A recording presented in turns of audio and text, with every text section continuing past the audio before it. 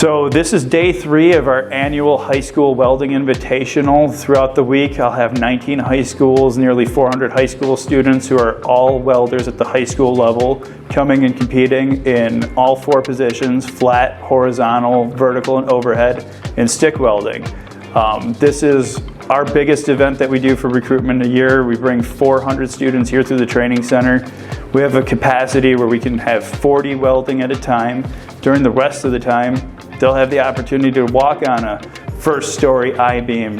They'll have the opportunity to tie rebar. We've got burning going on out there with the torches as well. Pull-up competitions, anything to get them motivated. It's a really fun week for us. A lot goes into it. Can't thank our contractors enough for the donations they make to make this happen and showing up in person, because we train them here at the training center, the contractors pay them. So with them being here to say, hey, we want to invest in you, it's an awesome, awesome week. Since I've started welding, I've wanted to be an iron worker. And I've had my eye on this competition for 2 years now. And since I started, I've wanted to win this competition.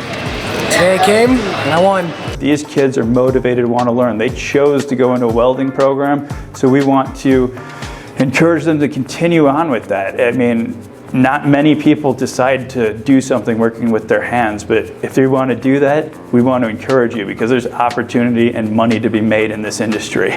There is a career path forward if you don't learn so well sitting in a classroom all day. We are hands-on 99% of the time. We want them to remember how fun it was, because in ironwork, if you remember playing on a jungle gym when you were a kid, we just built giant jungle gyms all day long. It's a lot of fun to work in this industry, and that's what we want them to remember. You can make a good living and have fun doing it.